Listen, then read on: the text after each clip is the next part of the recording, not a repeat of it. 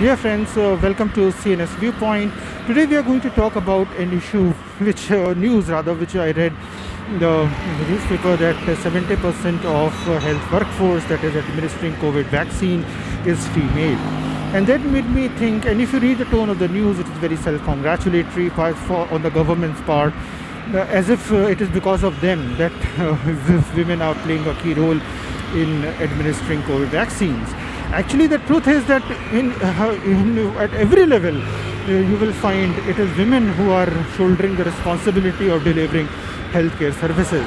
Whether it is Anganwadi, Asha Bahuein, or it is other healthcare providers, nurses, and even doctors in different specialities, you have more and more women than ever before in India, in different states, in different cities.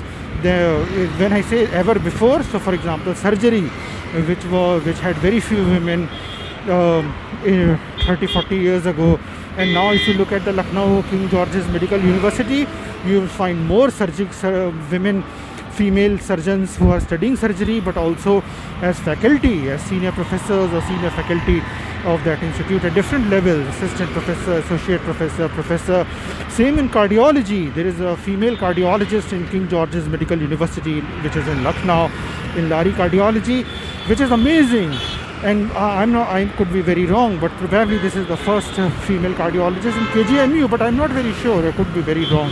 But in my conscious knowledge, I did not come across as a faculty cardiologist in KGMU in last at least 20 years. But again, I would have definitely missed things, so please check.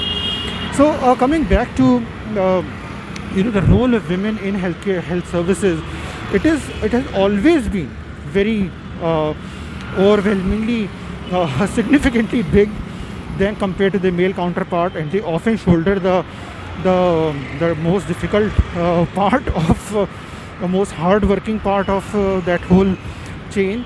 But it is also important to realize it is also the female health workforce which is seldom recognized in terms of labor laws, labor rights, due recognition with dignity of the kind of contribution which they do to health services. And so, for example, in many countries you will find community health volunteers which are essentially female and essentially voluntary.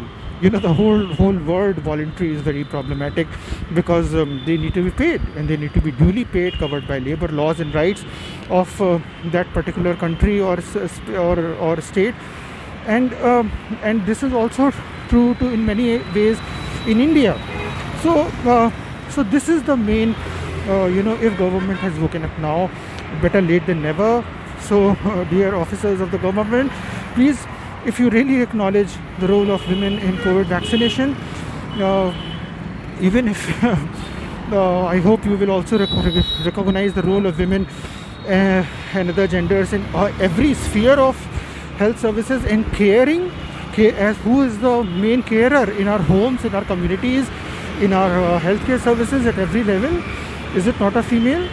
Most often it is female. So if we recognize that work and that unpaid work, please have some justice done and make that unpaid work paid with due rights, dignity, entitlements, privileges, which have been long overdue since so many generations.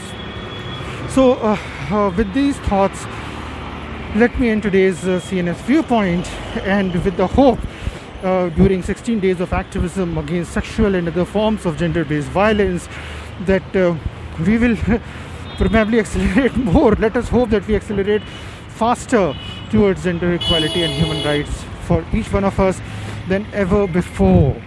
We can't afford to slacken our pace on gender equality and human rights. Which is otherwise we will be failing on every other goal and indicator of sustainable development goals everywhere.